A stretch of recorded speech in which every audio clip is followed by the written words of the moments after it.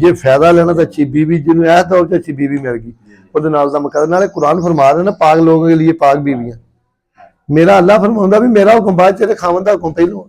फरमान है ना सरकार ने फरमाया भी तेरा खावंद घर नहीं तेरा बाप मर गया तू मुंह वेखण जा सकदा। लेकिन एक बात होर मैं अर्ज करा कुछ तरबीयत साडियां 50% बच्चियां जिहड़ियां मावां जाण मावां बच्ची आई नूं सपोर्ट ना करन लड़ के आई नूं एक जगह ते पढ़िया सी कि ਜਿਹੜੀ ਬੱਚੀ ਜਿਹੜਾ ਹੈ ਆਪਣੀ ਮਾਂ ਕੋਲੋਂ ਟਿਊਸ਼ਨ ਲੈਂਦੀ ਰਹਿੰਦੀ ਹੈ ਨਾ ਉਹ ਨਹੀਂ ਕੰਮ ਹੁੰਦਾ ਉਹ ਤਲਾਕ ਦੀ ਡਿਗਰੀ ਜ਼ਰੂਰ ਵਸੂਲ ਅੱਜ ਨਹੀਂ ਕੱਲ ਛੋਟੀ ਛੋਟੀ ਗੱਲ ਜਿਹੜੀ ਸਹੁਰਿਆਂ ਦੀ ਘਰ ਮਾਪਿਆਂ ਦੇ ਪਹੁੰਚਾਉਂਦੀ ਨਾ ਇੱਕ ਦਿਨ ਉਹਦਾ ਸਮਾਨ ਟਰੱਕ ਤੇ ਚੁੱਲ ਜਾਂਦਾ ਨਿੱਕੀਆਂ ਮੋਟੀਆਂ ਦੁਨੀਆ ਤੇ ਬਾਦਸ਼ਾਹ ਦਾ ਵੀ ਘਰ ਲੜਾਈ ਤੋਂ ਮਹਿਫੂਜ਼ ਨਹੀਂ ਸਹੀ ਗੱਲ ਹਰ ਘਰ ਦੇ ਮਸਲੇ ਇੱਕ ਹੀ ਨੇ ਕੁਝ ਅਕਲਮੰਦ ਲੋਕ ਨੇ ਬਰਦਾਸ਼ਤ ਕਰਕੇ ਅੰਦਰ ਵੜ ਕੇ ਮੁਕਾ ਲੈਂਦੇ ਨੇ निक्के मोटे झगड़े ननान नाराज आ नौ नाराज आ धी नाराज आ ये चलते आए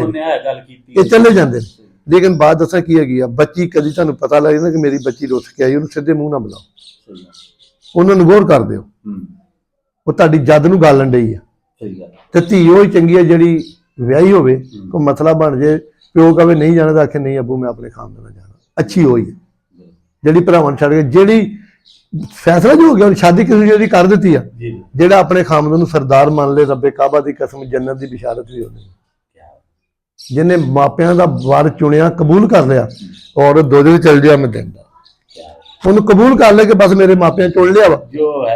उन्होंने औलाद अच्छी ना मिले मैं तां भी देनदार उन्होंने इज्जत ना मिले मैं तां भी देनदार उन्होंने रिज़्क ना मिले मैं तां भी दे रोज माशर नूं मेरे बीबी फातिमा ज़हरा तो घरों जन्नत ना मिले मैं तां भी देनदार ते जेड़े खामद दी नाफरमान है ना कि शेर तुरन लगिया मां धी नूं मत दित्ती एक गल दा धीए ख्याल रखी सारे जग नाल ना बने तेरी सुलह अपने खसम दे नां रखी वो कजे नहीं बख्शियां जानियां जिहड़ियां खसम दियां ना फरमान हो इन्ना ही हक फिर बंदे ते है बंदे दा हक बनदा नूं बीवी अच्छी मिल जे तो इंसान दा पुत्तर भर जे हर जगह मुंह ना मारे औरत मारदा ते फिर कहंदा मेरी इज्जत नूं बमाल कीता ते जदों तूं मारदा तूं घरों जो महीना महीना बाहर रहना तूं बाहर की करदा औरत ने बाहरों सब्जी लै ली तो तू बू बू करके गुट पुट्टने पेकिया फोन करने भी ये फलान ते तू जो करदा तेनू अपनी कालियां करतूतां दा नहीं पता 70% बंदे गलत है 30% बीबियां गलत ठीक है ना ये एडे ही चंगे असी भी नहीं ना सिर्फ कहना औखा ना अपने आप नूं मैं अपनी बात करदा मैं किसी दी नहीं करदा अगर मैं ठीक है जी बीवी मेरी ठीक है देखो दूसरी बात जो शादी हो जाए ना जोका साहब मैं अपनी धीआं भैणां दसना चाहना पुत्रां ਉਹਨੂੰ ਮਾਜ਼ੀ ਨਾ ਪੁੱਛੋ ਕੀ ਕੀਤਾ ਸੀ ਤੈਨੂੰ ਕਹਿਣਾ ਨਹੀਂ ਉਹ ਤੁਸੀਂ ਜਹਾਲਤ ਦਾ ਸਵਾਲ ਕਰਨਾ ਕਿ ਤੁਹਾਨੂੰ ਕਿਸੇ ਨਾਲ ਮੁਹੱਬਤ ਯਾਰ ਗੁਜ਼ਰ ਗਈ ਉਹਦੀ ਮੁਹੱਬਤ ਮੁੱਕ ਗਈ ਤੇਰੇ ਘਰ ਆ ਗਈ ਅਗਰ ਉਹ ਤੈਨੂੰ ਕਬੂਲ ਨਾ ਕਰੇ ਤੇ ਫਿਰ ਤੂੰ ਉੱਤੇ ਸਵਾਲ ਕਰ ਅਗਰ ਉਹ ਤੈਨੂੰ ਕਬੂਲ ਕਰ ਲਿਆ ਪਿਛਲੀ ਮਾਜ਼ੀ ਨੂੰ ਕਦੀ ਨਾ ਫੋਲੋ ਆਪਣੀ ਬੀਵੀ ਦਾ ਵੀ ਹੱਕ ਬਣਦਾ ਖਾਵਾਂ ਤੇ ਮਾਜ਼ੀ ਨੂੰ ਨਾ ਫੋਲੇ ਦੂਸਰੀ ਬਾਤ ਆਪਣੀ ਬੀਵੀ ਦੇ ਕੋਲ ਆਪਣੇ ਰਿਸ਼ਤੇਦਾਰਾਂ ਭੈਣਾਂ ਭਰਾਵਾਂ ਦਾ ਗਿਲਾ ਨਾ ਕਰ ਦੂਸਰੀ ਬਾਤ वो औरत अच्छी नहीं होंगी जिहड़ी अपने खामन का गिला अपने बच्चों ना करे एक ना एक दिन वो बच्चे अपने बाप के गिरेबान पहुंच जान वो बच्चा कोई गिला ही तां करदी कि मेरे खामन नूं छित्तर मारे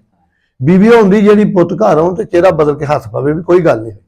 वो खामन दी वफादार होंदी ते जिहड़ियां अपनियां गल्लां अपने बच्चों नूं दस के पार्टी बनाउंदी वो घर च एक ना एक दिन फिर दूजी अपने महके च जिहड़ी बुढ़ी अपने घर वाले दी इज्जत नहीं करदी या अपनी ओदी बदखोई करदी है ओदी बुराई करदी है एक दिन जानी जानी हां एक दिन उजड़ गई देखो ने बुनियाद रख ली तो दो नंबर ते जदों तुहाडे घरां दे फैसले करन को होर आ जाए समझो उस घर दा ही पट्ठा पै गया हां कोशिश करें करो घाटा झल के अपने घर दे फैसले आप कर लो क्योंकि कुछ झूठ लोग ने इंतजार कर रहे हैं कि किसी चौरी दा मर्द दा रौला बने तो मैं हिस्सा लवां फिर ओदे घर दे एक झूठ जी नूं नाल टच करदा फिर ओदे विचों लात डाउंदा सिर्फ ओनू परेशान करन लई ओनू डिसाइड करन लई फिर बंदा घर दी जंग हार जांदा मर्द जदों हरिया घरों हरिया मर्द बाहरों नहीं हरिया मर्द बंदे मारन दा नाम मर्द नहीं मर्द इंसान ही है सिर उठा के जीन का नाम मर्द है हक की बात करने का नाम मर्द है मजलूम का साथ देने का नाम मर्द है यतीम के सिर ते हथ रखने का मर्द कारोबार करो चौथा हिस्सा अजीजो कारब का यतीमा मस्कीना का जरूर रखो ते 20वां हिस्सा ना वो जानवरों परिंदों का भी जरूर रखो जवाल आ जाए तो मेरे नाल हिसाब कर ले अल्लाह तेन खुश रखे।